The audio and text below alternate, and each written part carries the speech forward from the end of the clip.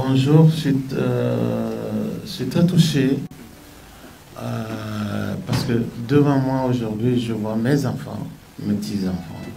C'est une chance pour moi, bien que ce soit très nostalgique, parce que j'ai vu des grands musiciens de la Guinée évoluer partout dans le monde, qui ont fait de la Guinée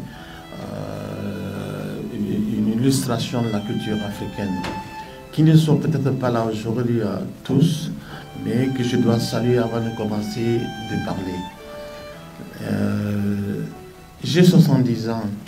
Mes 70 ans, j'ai passé 20 ans de scolarité et 50 ans de musique. Mais je suis quelqu'un de déterminé, comme Malcolm X, comme Martin Luther King, comme Sékou Touré, comme Kwame Nkrumah, comme Lumumba, tous ces pionniers qui ont aimé l'Afrique dans leur cœur et qui se sont battus et qui sont peut-être partis par trahison, par empoisonnement pour cette Afrique qui nous est très chère. Et qu'est-ce que je pouvais vous dire? Je vais vous dire, cette Afrique a besoin de vous, mes enfants. Ça fait 600 ans que les Blancs sont rentrés chez nous. 1420, ils sont venus. Ils ont commencé à nous vendre, à nous maltraiter. De l'an 2020, ça fait 600 ans de maltraitance. Je suis sûr et certain que ces gens trouveront toujours ce petit filon d'ADN africain qui va toujours parler, qui va toujours leur rappeler que l'Afrique a des guerriers, que l'Afrique a eu des gens qui ont aimé, des Africains qui se sont battus. Ces gens à cause desquels nos enfants sont en train de mourir dans les déserts, qui sont en train de mourir en esclavage en Libye, qui sont en train de mourir dans les océans, parce que tout simplement, ils ne veulent pas qu'on soit développé. Donc, je vous confie l'Afrique. Est-ce que je vais revenir en Guinée? C'est pas sûr. C'est pas sûr. Donc, je profite d'aujourd'hui pour vous dire que ce continent a besoin de vous.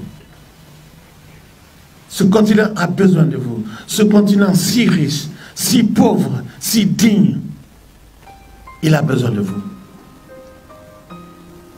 Riche parce que le sous-sol africain, c'est ça qui rend la richesse dans le monde. Pauvre, pourquoi?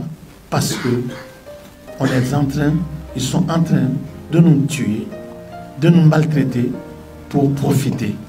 Nous sommes de pauvres gens, mais dignes devant leur puissance.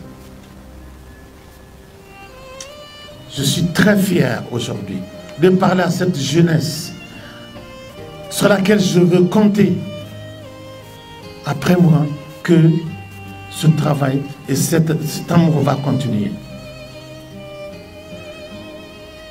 Il y a des puissances qui sont premiers producteurs d'or. Ils n'ont pas d'or chez eux. Qui sont premiers en uranium. Ils n'ont pas de mine d'uranium. Qui sont premiers en pétrole. Ils n'ont pas de pétrole. Et nous sommes des pauvres qui avons tout ça, mais quand même pauvres. Je vous confie l'Afrique. J'ai eu une petite histoire en rentrant en Guinée. Je suis parti à l'aéroport. C'est pas moi qui ai voulu partir dans le salon. On m'a amené dans le salon. Il y a eu quelqu'un tout de suite qui n'a pas voulu à ce que je rentre dans le salon. On m'a foutu dehors. C'est pas un problème. Parce que j'avais oublié quelque chose. Que l'aéroport guinéen n'est pas guinéen. Il est français. 99 ans de contrat avec la France. Il n'est pas français. Il n'est pas guinéen, il est français. Si je le savais avant, je ne serais pas parti dans le salon. Je n'allais pas prendre la direction du salon. Mais je suis fier.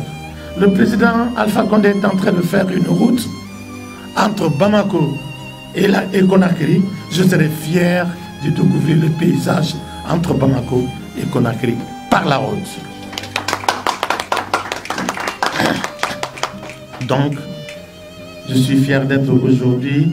Je suis content aussi d'être avec vous aujourd'hui pour fêter mes 70 ans, mes 50 ans de carrière. Aujourd'hui, pendant les concerts, il n'y aura pas seulement le nouvel album, il y aura peut-être 2 morceaux, 3 morceaux du nouvel album, mais je vais rappeler aussi les gens en jouant des anciens morceaux qui ont fait de Salif quelqu'un de connu dans le monde. Merci beaucoup mes enfants.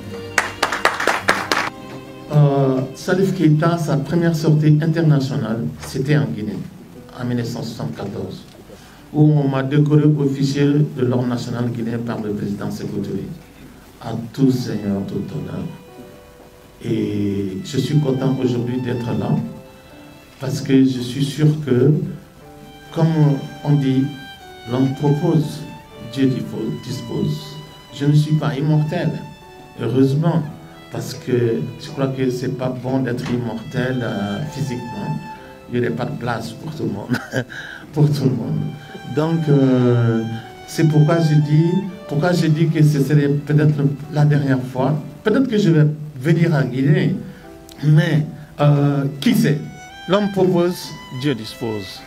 Et je suis quelqu'un, tout le monde est téléguidé un peu. Le destin, ça c'est on est téléguidé par le destin. Moi, je suis venu ici la première fois que je suis sorti de mon pays, de Bamako, pour aller ailleurs, c'était Conakry. Et maintenant, à 70 ans, je me trouve devant mes petits-enfants et mes enfants.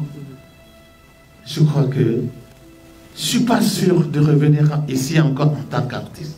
C'est pourquoi j'ai dit ça. Vous comprenez? Mais ce n'est pas perdu, mon enfant. Vous êtes des dignes fils de cette Afrique. Je compte sur vous. Je suis sûr et certain qu'il y a toujours des dignes fils de l'Afrique qui vont défendre l'Afrique. Je suis tellement différent. Et il y a tellement d'autres musiciens et plein d'artistes talentueux. Bon, on ne peut pas tout faire.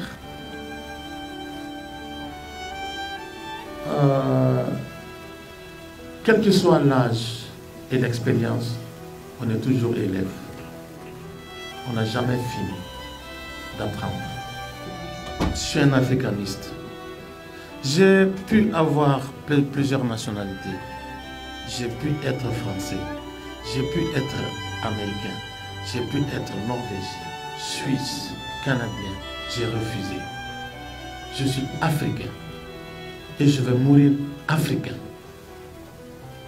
Je suis un africaniste, fier de l'Africain et prêt à mourir pour l'Afrique.